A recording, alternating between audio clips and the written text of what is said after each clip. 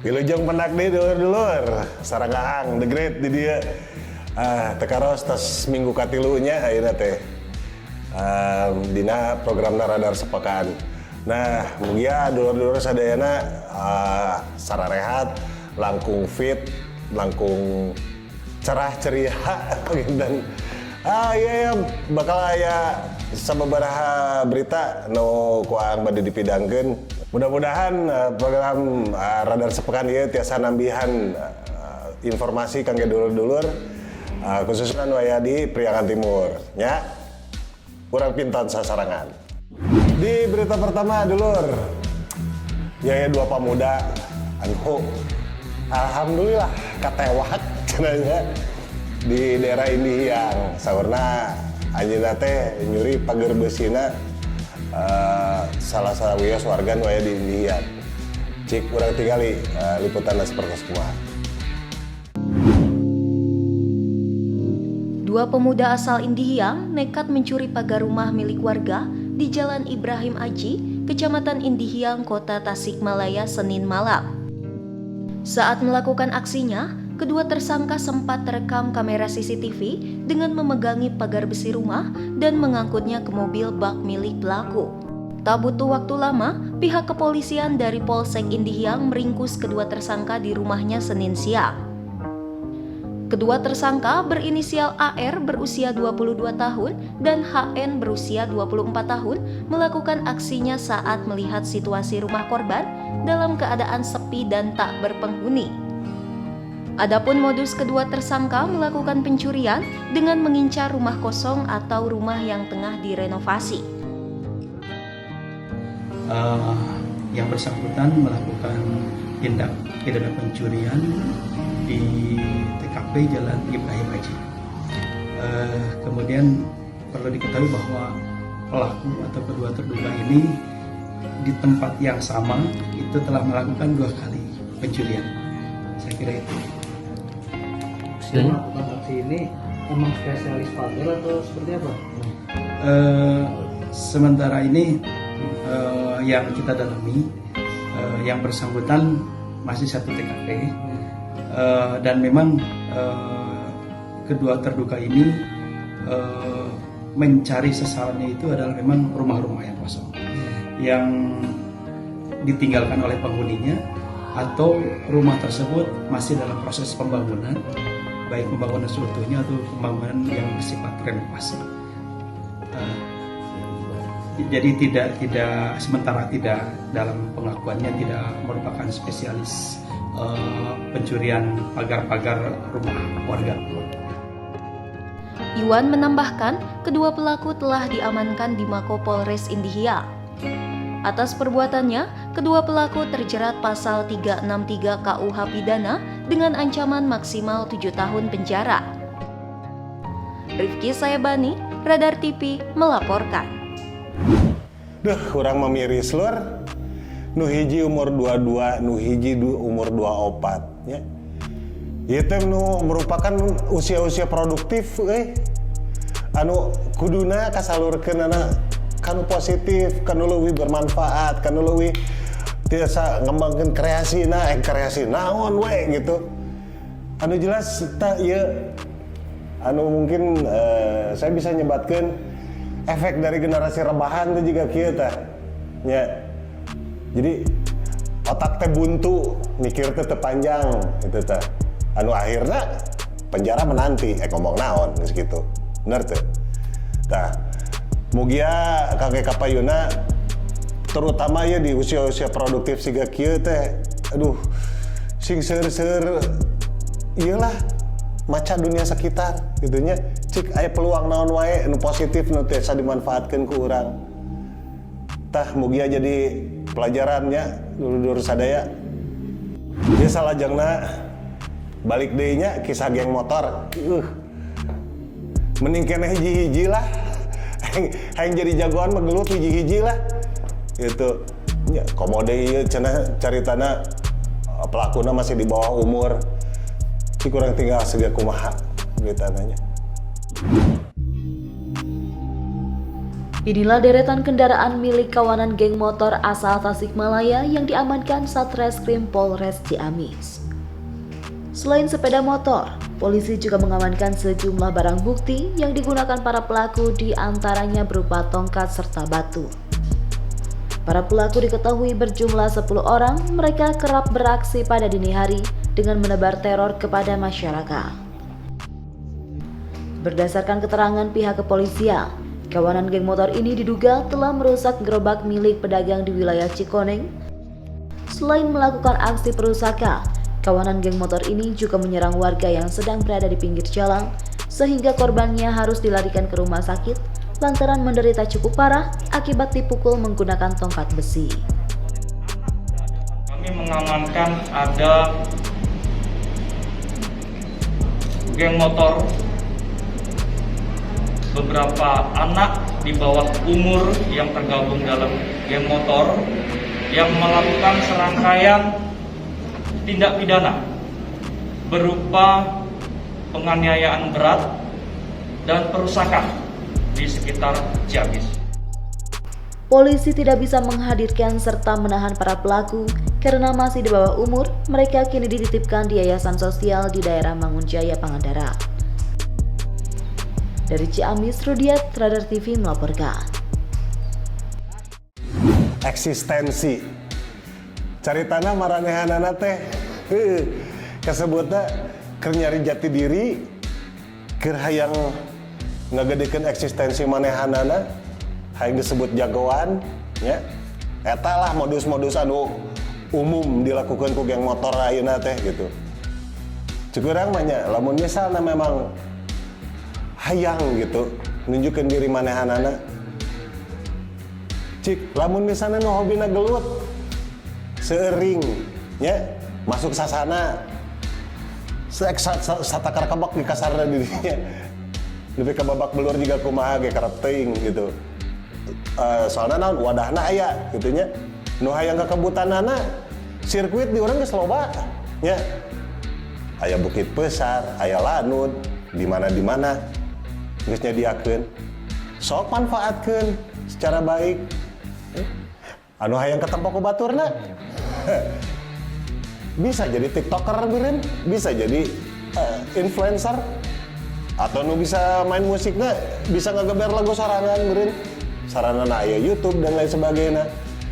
Batak ciklah saya mah berpikir mudah-mudahan generasi-generasi ayeuna nu kasebutna hayang nunjukeun eksistensi, hayang nunjukeun jati diri teh geus teu usum geng-gengan mah anu ujung-ujungna ngan saukur ditewak unggul, anu cenah caritana eta teh prestasi keur maranehanana. How stupid you are. Ya dulur, mudah-mudahan ya kanggo orang tua nage upami tiasa mah sedini mungkin terpantau kegiatan anak-anak teh nya, aktivitas anak-anak teh. Jadi ulah hayo we mikiran kesibukan diri sendiri, tapi anak tetap terperhatikeun. Tah kitu. Mugia ieu jadi regapan kanggo urang sadayana nya. Dulur-dulur, pemilu 2024 tahapanna tos dimulai ya. Mugia wae tina tahapan-tahapan ieu urang tiasa nyerna sareng tiasa milih pemimpin urang anu pangsayana kanggo kapayuna. Urang tinggal kalah persausan berikut.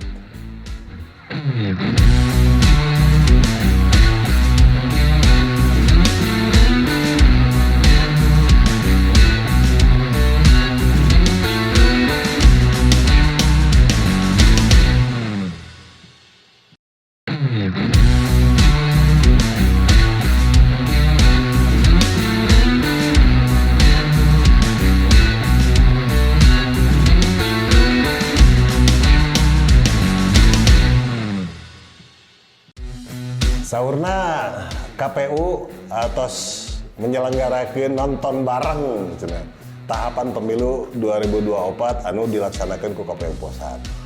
Nya mugia wae nya ieu teh janten perhatosan oge kanggo pemimpinna, kanggo masyarakatna. Saurna memang pemimpin urang ge sangat-sangat mendukung launching tahapan-tahapan eta. Nah, urang tingali kumaha wae kitu. Tahapan pemilu 2024 secara resmi dimulai pada 14 Juni 2022. Kegiatan launching tahapan tersebut serentak ditonton oleh seluruh KPU di tiap daerah. Seperti nonton bareng yang digelar KPU Kota Tasikmalaya Selasa malam. Dalam launching pemilu, Presiden RI Joko Widodo diwakili Menteri Dalam Negeri Tito Karnavian menyampaikan, pemerintah mendukung penuh pelaksanaan pemilu serentak 2024. KPU di seluruh Indonesia diharapkan bisa terus meningkatkan sinergi dengan banyak pihak dan membangun kepercayaan publik pada penyelenggaraan pemilu yaitu KPU. KPU diminta untuk menjaga dan meningkatkan kualitas pemilu dan pilkada serentak. Indonesia harus menjadi rujukan dunia dalam penyelenggaraan demokrasi. KPU pun perlu mendorong partisipasi pemilu, terutama bagi pemilihan baru dan edukasi dalam pendidikan politik. Bapak Presiden juga mengingatkan pentingnya kewaspadaan terhadap persoalan teknis yang akan dapat menjadi masalah politis dan mempengaruhi kualitas pemilu. Kita perlu belajar dari pengalaman pemilu dan pilkada-pilkada sebelumnya. Kita lakukan perbaikan-perbaikan dari aspek manajemen teknis seperti perbaikan kualitas daftar pemilih tetap DPT, manajemen kerja KPUD dan KPPS sampai dengan teknis rekapitulasi suara, penguatan sistem pendaftaran pemilih atau SIDALI, sistem verifikasi partai politik atau SIPOL, sistem rekapitulasi atau SIREKAP. KPU pun harus memastikan tata kelola pemilu yang akuntabel, menjaga agar pemilu berjalan aman, damai, dan tak menimbulkan masalah serius seperti masalah kesehatan petugas. Indonesia harus belajar dari pengalaman sebelumnya untuk dijadikan bahan perbaikan bersama. Muhammad Hasbi, Radar TV, melaporkan. Tah geningan dulur-dulur nya parantos katingali kusadayana nu bisa dibilang yeuna tahapan pemilu tos dimulai terus mungkin ye peryogi sinergitas tim masing-masing KPU tiap-tiap daerah anu biasa mensosialisasikeun ke masyarakat yen pendidikan politik teh penting. Pentingna naon? Sanes kanggo ngantosan serangan fajar kayaknya. Ada jelas memang masyarakat orang ayeuna kedah ditambihan deui pendidikan politikna. Supados teu gampang kapangaruh, supados teu gampang kaprovokasi dan lain sebagainya. Anu pada akhirnya engkena ngajerumuskeun bangsa urang sorangan nya dengan milih anu pemimpin anu salah. Tah kitu panginten dulur. Modus kejahatan ayeuna lur makin loba jeung marak we nya macam-macamna variasina gitu.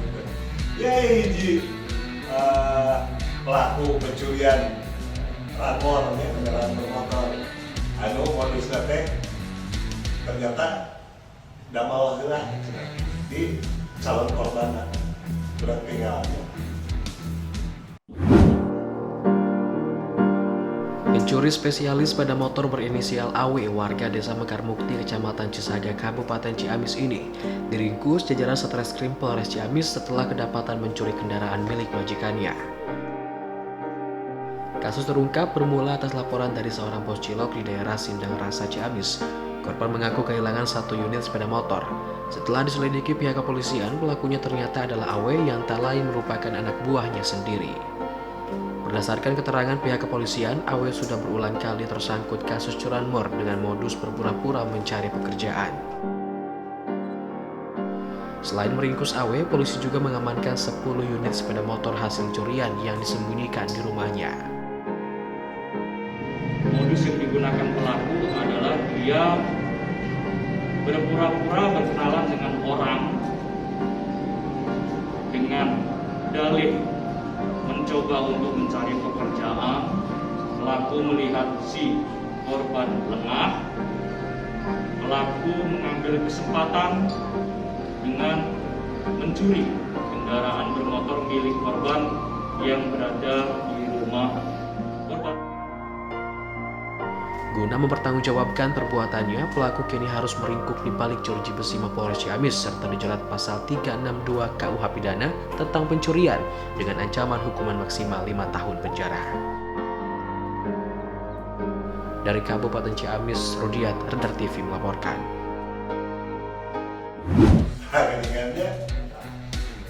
Dengannya pura-pura jadi pekerja di majikan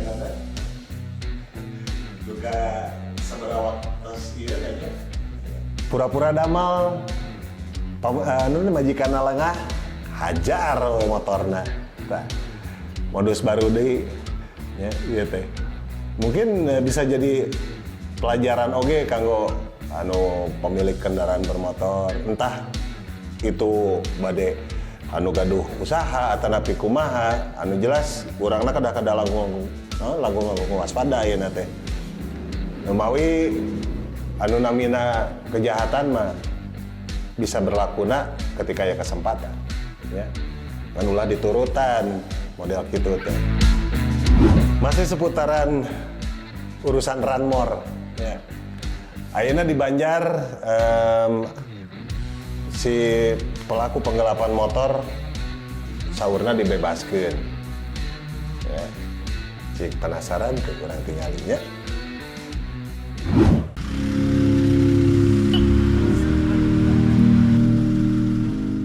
Inilah DS tersangka penggelapan motor milik rekannya yang dititipkan Kejaksaan Negeri Kota Banjar di Lapas Kelas 2B Banjar. Tersangka dilaporkan korban sekaligus rekannya beberapa waktu lalu. Awalnya pria beranak 2 ini meminjam motor rekannya hingga berhari-hari tidak dikembalikan kepada korban hingga akhirnya melaporkan kejadian tersebut ke polisi. Kepolisian melimpahkan perkara tersebut ke Kejaksaan Negeri Kota Banjar. Dalam perjalanannya, korban mengaku kasihan dengan kondisi keluarga tersangka. Kejari Kota Banjar pun melakukan upaya perdamaian untuk kedua belah pihak. Selanjutnya diajukan secara berjenjang hingga ke Kejaksaan Agung dan disetujui untuk diberikan penyelesaian dengan pendekatan restoratif justice.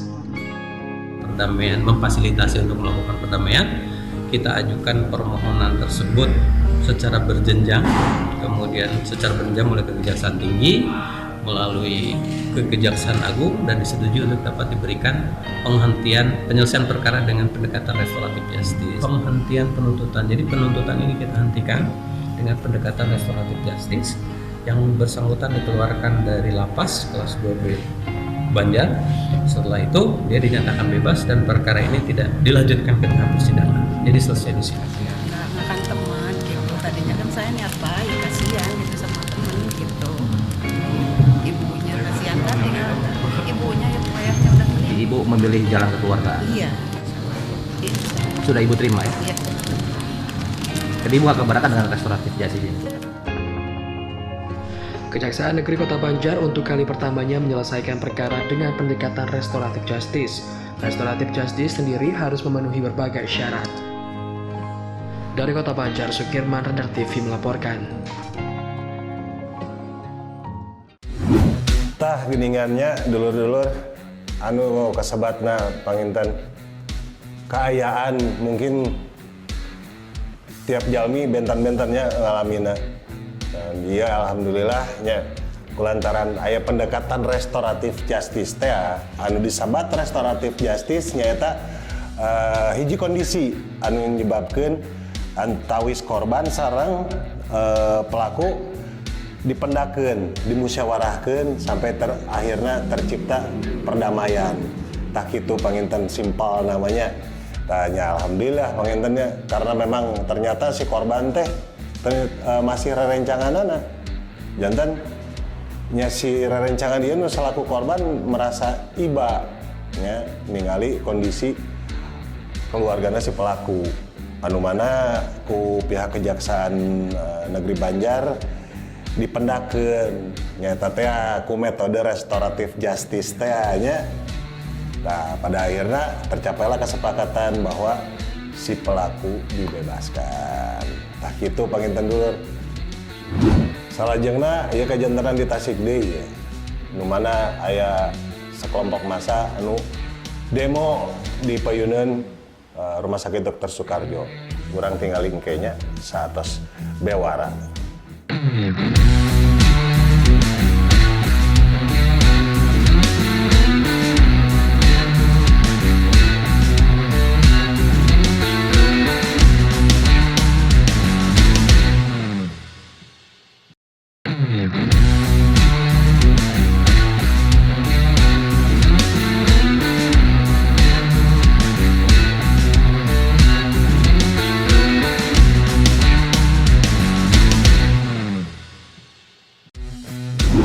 Ya, ya sejumlah massa anu ngalakukan aksi demo ya di payuneun Rumah Sakit Dr. Soekarjo.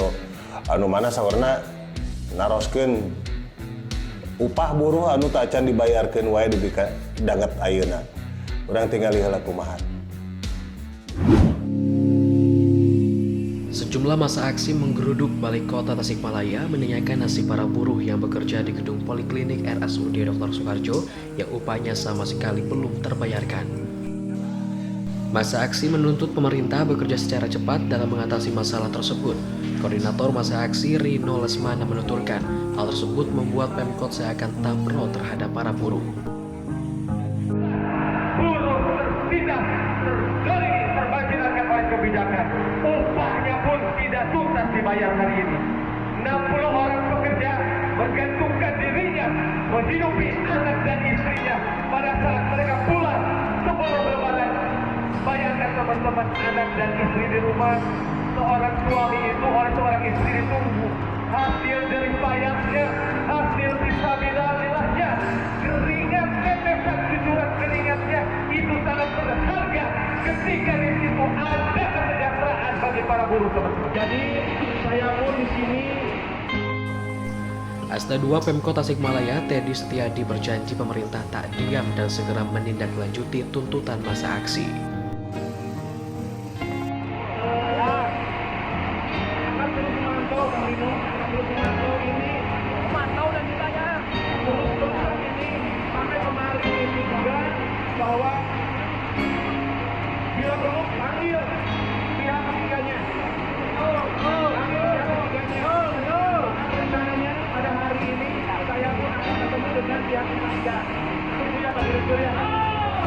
Bapak Ibu yang saya hormati doakan kami.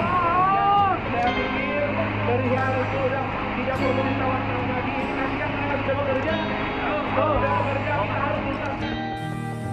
Hal senada disampaikan Direktur RSUD Dr. Soekarjo Budi Tirmadi yang akan berdiskusi di hari yang sama bersama pihak ketiga dan meminta upah pekerja dibayar segera.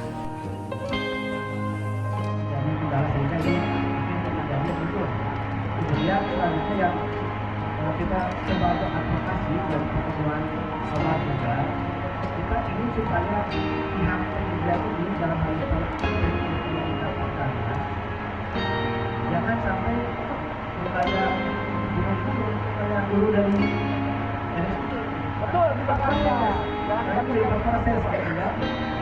Dan sudah pernah kita sampaikan pada saat bulannya puasa kemarin. Hari ini kita janjian dengan perwakilan dari Partai Pemerintah Perdana. Muhammad Hasbi, Kendar TV melaporkan. Tah geningannya dulur-dulur, ternyata salami ieu upah buruh anu satangtosna kedah dibayarkeun teh geningan masih keneh tacan di lunasi. Dan saurna ya campur tangan pihak ketiga sebagai pelaksana tina proyek eta.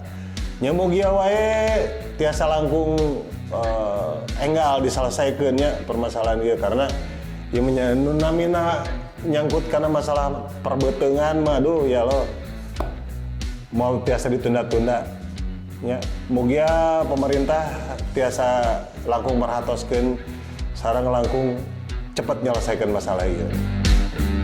Perayaan Idul Adha tos makin caketnya, anu mana panginten ieu pengaruh pisan karena hewan kurban anu bade disembelih. Nah, Ternyata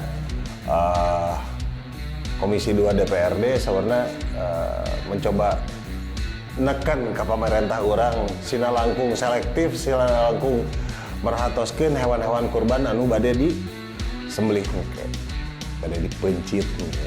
Nya urang tingali heula.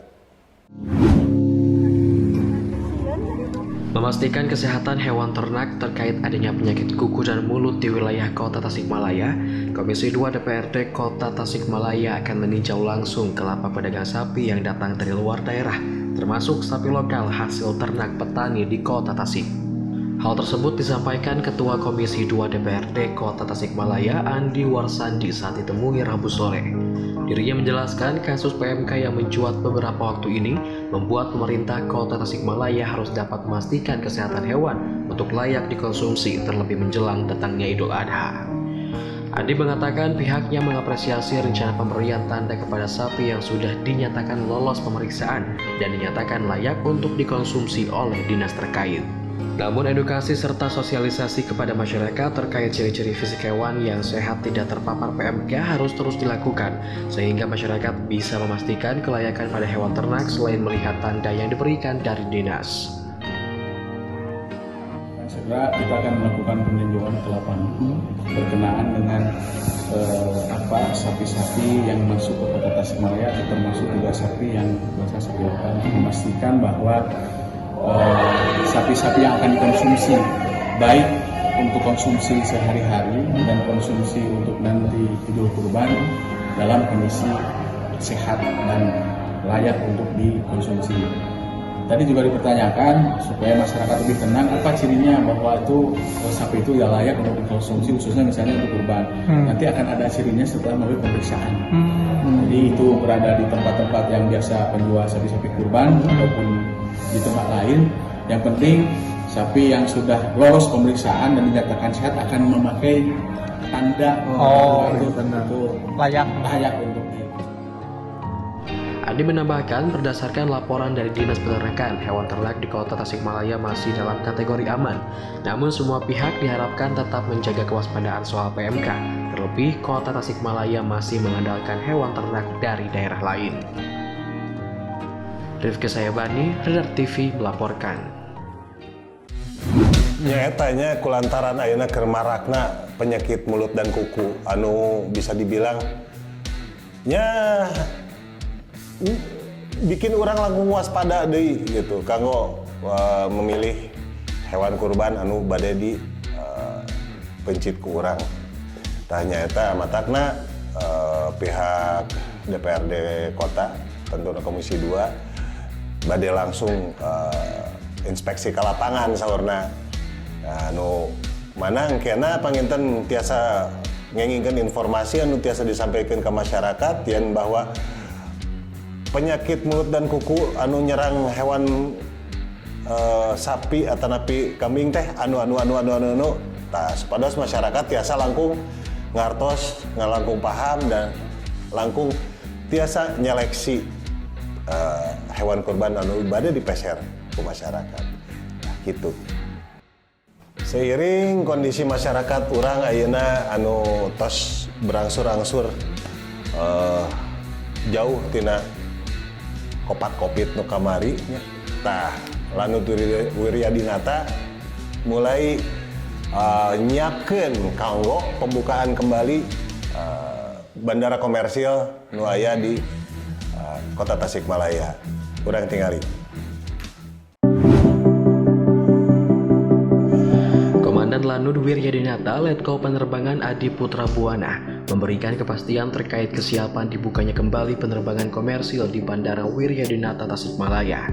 Adi menjelaskan terkait beberapa fasilitas penunjang sudah disiapkan seperti tower, landasan hingga pemadam kebakaran di bandara.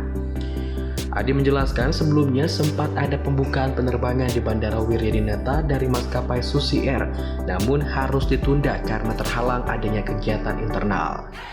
Saat ini pihak maskapai Susi Air masih belum ada keterwakilan di Bandara Wiryadinata, khususnya di bagian tiketing. Namun dalam waktu dekat ini, maskapai Susi Air akan membuka rute penerbangan di Bandara Wiryadinata dengan rute Bandara Pondok Cabe Tangerang serta Bandara Halim Perdana Kusuma Jakarta yang akan dibuka pada bulan Juli nanti. Kemudian pihaknya tidak menutup kemungkinan jika terdapat maskapai lainnya yang ingin membuka jalur penerbangan dari Tasikmalaya ke wilayah bagian timur ataupun ke wilayah Kalimantan. Pada intinya untuk pengoperasian bandara komersil di Lanut Wiryadinata sudah disiapkan. Memang mereka akan buka di sini dari Pondok Cabe dari Pondok Cabe Tasik Pondok Cabe. Ada informasi juga Halim Perdana Kusuma rencana bulan Juli, kemungkinan 2 rute. Bulan Juli kan akan dibuka Bandara Halim itu, tetapi dibuka ya, kemungkinan sebelum G20 ya. Mungkin di situ bisa maskapai penerbangan bisa masuk karena yang dicari adalah dari Halim ya, Tasikmalaya Halim. Tapi kami juga tidak menutup kemungkinan kalau misalkan maskapai yang ada di Citylink atau dari Lion Air atau dari Lion Group atau dari maskapai manapun yang mau membuka ke arah timur, sebenarnya dari ke Jogja pun bisa atau ke Kalimantan juga bisa. Itu bisa. Jadi intinya untuk pengoperasian bandara kita sudah siap. Adi menambahkan sejauh ini minimnya informasi kepada masyarakat terkait kesiapan pengoperasionalan di Bandara Wiryadinata menjadi kendala tersendiri, akibatnya akan berimbas kepada peminat yang sedikit. Kemudian untuk pengoperasian pesawat dinilai bukanlah hal yang mudah dan murah karena diperlukan biaya perawatan dan lain sebagainya. Pihaknya dari awal sudah membuka penerbangan serta fasilitas yang sudah dilengkapi, namun tinggal menunggu kesiapan dari pihak maskapai yang tentunya membutuhkan effort yang besar dari masyarakat. Rifki Zaibani, Radar TV melaporkan. Tak gitu dulur-dulur, ya alhamdulillahnya Lanut Wiryadinata tos siap kanggo nyambut maskapai-maskapai penerbangan anu bade beroperasi di Tasikmalaya. Numawi sarana prasarana tos disiapkeun, nya towerna, nya pemadaman kebakaranana, nya fasilitas-fasilitas nu sanesna. Anu mana langkung bikin warga Kota Tasik atanapi warga sekitar Kota Tasik sendiri biasa nyaman upami kanggo angkat-angkatan bade ka mana-mana ge. Tah nyaeta mudah-mudahan we nya tiasa langkung enggal deui. Numawi memang nu namina transportasi pasti warga urang pasti sangat-sangat ngabutuhkeun pisan. Nah, sareng deui eta berita terakhir kanggo Radar Sepekan minggon ieu. Mudah-mudahan Kang Eka Payuna tiasa langkung menyajikan berita-berita anu langkung menarik deui, langkung informatif, sareng langkung ditinggal ku masyarakat. Oke, Ang The Great undur pamit ti depan dulur-dulur sadaya, mugia tiasa masihan informasi anu saya. Assalamualaikum warahmatullahi wabarakatuh.